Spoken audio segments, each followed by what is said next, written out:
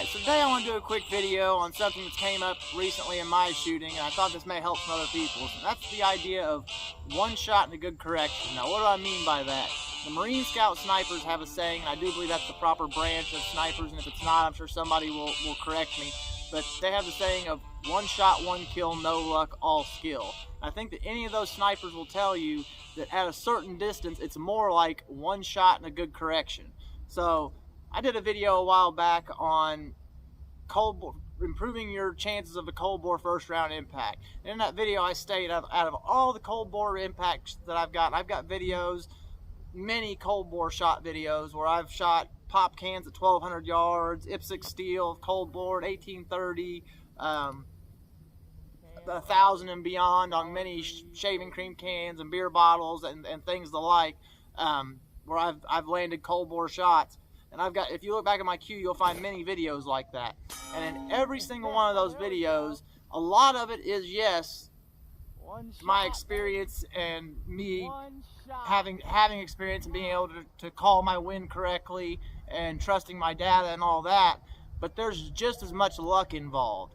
So, but what there's a lot less luck involved is your second round impact or making a good correction for that second shot or any shot rather that, just being able to make a proper correction. And so that's kind of what I want to talk about, is how to improve your chances of making a good correction. Now at like 800 yards and in, I'm disappointed in myself, or just disappointed in general, if I can't land a cold bore shot on a 1 MOA target, like a 1 MOA target or bigger at 800 yards and in. That's, 8 inches at 800 yards and so on as it goes in. But at 800 yards and beyond, especially 1,000 and beyond, the bullet is in the air for so long. There's so much more time of flight, so much more time for the wind to change and your environmentals and all that, that calling a first round impact on even a 1 MOA target is something that you can't guarantee and you really shouldn't even expect. But that second round shot, you can really improve your chances of that. That's what I really want to talk about. So one of the ways that you really can improve your second round shot is, most of us nowadays shoot scopes that have some sort of reticle with units of measurement in it, whether it be mils or minutes or whatever. You can use those units of measurements in your scope to measure the distance from your bullet splash to the center of your target. And that's the center of the target is another part of this.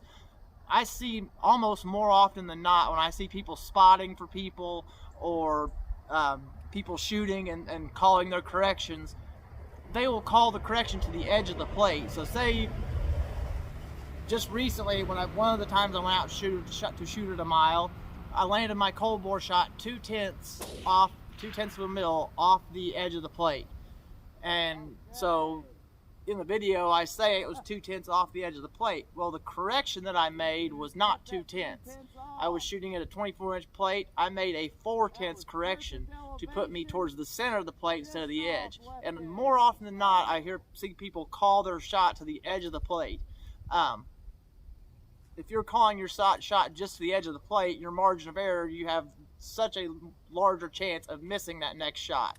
So being able to use your reticle, take a proper measurement, and then making the correct call to the center of the plate is one big way to improve your chances, or just to the center of whatever it is you're shooting at, whether it be a pop can at 1,000 or whatever.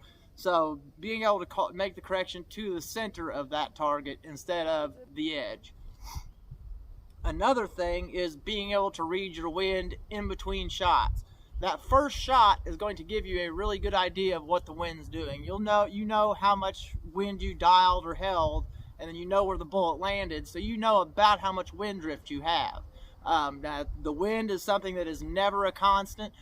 Wind is continually changing, and you can never guarantee that the wind from shot to shot is going to be the same. Sometimes you can make the proper correction, the exact right correction, and still not land the shot because the wind changes in between your shot or while your bullet is in flight. But one thing you can do to improve your chances is pay attention in between those shots to what the wind is doing. So another example is the other day, one of the shots, the second round hits that I made at a mile. When I shot, my bullet was 4/10 off the edge of the target. And most of the time I'm talking about wind, and the reason for that is your elevation should really not be a factor once you get to a certain point, and that is once you have good data, good true data, and I have a video on how to true your data if anybody has any questions on that. But once you have good true data and you can enter your environmentals correctly or have good paper copies of what your environmentals are at a certain time and can re-enter or shoot, can dial back to the same conditions that you had at whatever you wrote down, your elevation correction should not be an issue, because an elevation should be a constant. If you have good fundamentals, can break the shot cleanly every time, elevation should never be an issue. So windage is really going to be your issue in this. So the other day I took a shot and landed 4/10 off the edge of the plate with my cold bore shot.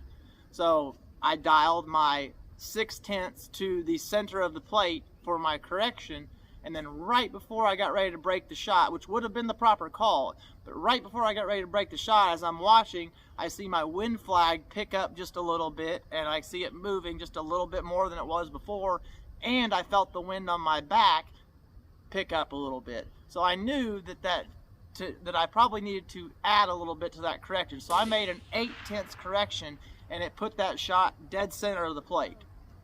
Had I just done the 6/10 that I originally was going to do, it would have either put me off the edge of plate or right on the edge.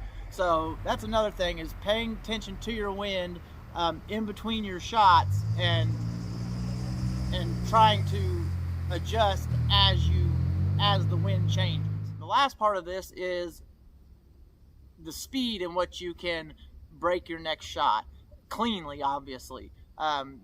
So practicing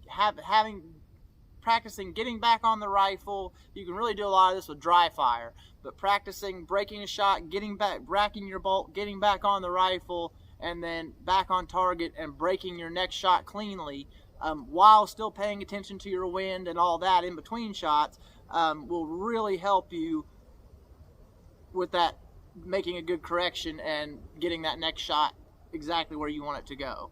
And why is it that the faster you can do it, the better chance you have? Well, that's obvious. The wind, the faster you can get back on the rifle and break a good clean shot, the better chance you have of the wind not changing as much as it would if you waited longer. So this is a big part. This is a big place where a precision gas gun can be a big help.